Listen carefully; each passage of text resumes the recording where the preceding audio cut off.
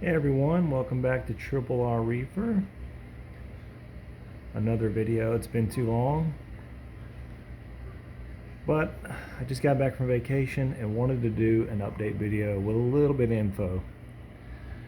So basically I want to kind of talk about what I've done, what I did to prepare my tank for vacation. So I was gone for 5 nights, 6 days, and was nowhere near the tank. So, it's vacation, whatever. But so a couple things I did to try to ensure success. Number one, cleaned all my power heads. So flow is so super important. I mean, you can go a long time without a lot of things, but flow is extremely important. So I cleaned all my power heads. Then I went and cleaned my skimmer cup out. Didn't clean anything else as far as glass or anything like that. Ensured my my auto feeder was topped off, even though I did have someone coming to feed frozen every day. I checked my battery backup system to make sure it would work. Very, very, very, very important. And then let's see, also made sure my calculator reactor was working well, which you can't see down here. I apologize for that.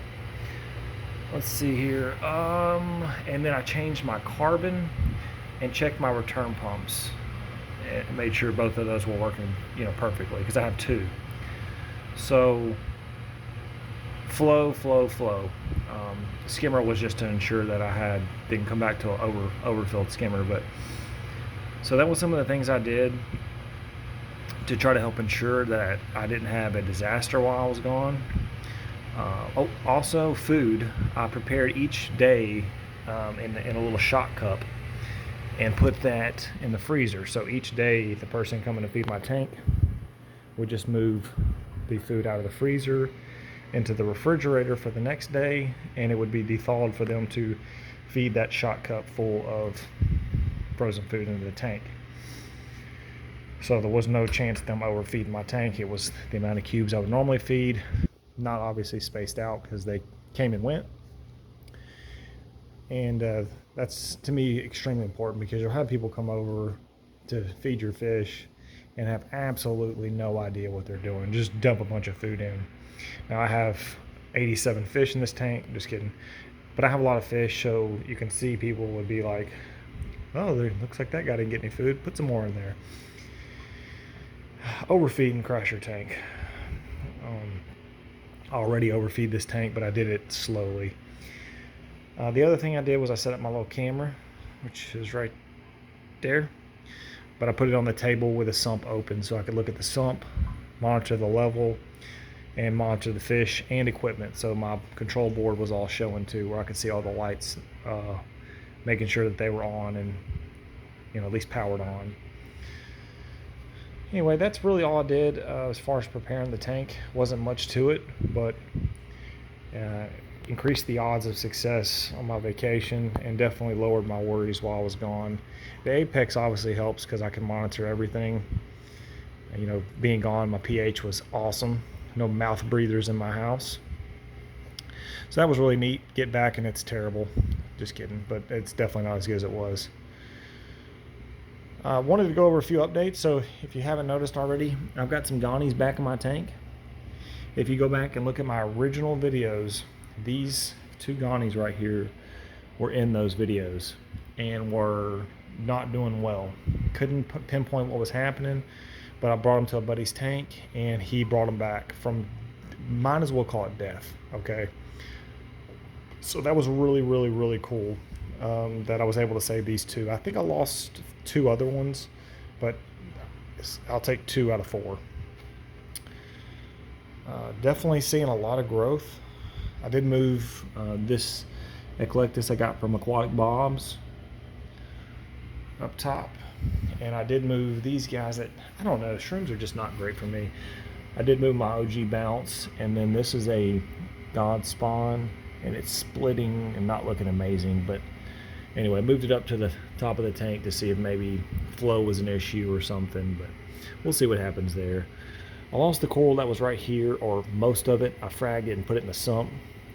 I don't think that's a good spot for a coral because it doesn't get a lot of flow right there, believe it or not, even with all these power heads.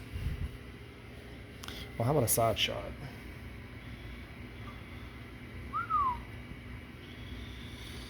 Looks like the rest of my torches are going to be okay. I did buy another one. I hadn't picked it up yet, even though I've called off all torch care. What am I saying? I'm going to keep buying torches. They're just too nice. I probably won't spend the money that I would have on, say like that Holy Grail I was going to get. I decided against that. It's too risky. But everything's looking great. Follow-up extension is amazing. Look at this guy back here. Look at this. I wish I go back if y'all have time and look at maybe 10 videos ago. Look at the color and look at the polyp extension compared to now on this coral right here in the middle. That's the birthday cake by, dang it, I can't think of his name.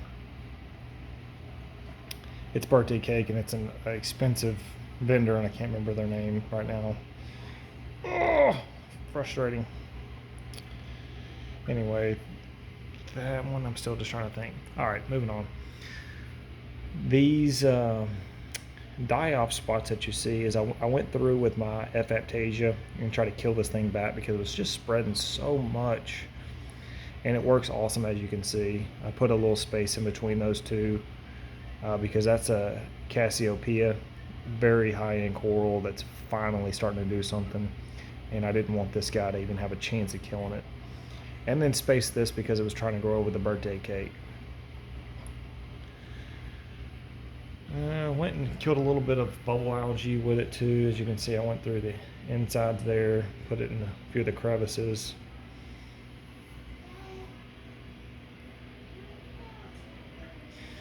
But hold on one second, baby. Anyway, that's kind of what I did there. It works really, really good to get rid of bubble algae. But all in all, tank is looking great. SPS is growing. Fish are happy and healthy. And I'm loving it. These Yumas were somehow taken off by an urchin. And so I scooped them out. There was like, I don't know, 10 of them in there. Now there's just that one. And I put them down here. This guy's huge. That's probably 4 inches, 3.5 inches maybe. And the baby's down here. Frag system looking good. Anyway, just a small update of how everything's doing. Alright, that's going to be it for this one. I appreciate everybody watching. If you have any questions or comments or anything, please drop them below. And I will see y'all on the next one.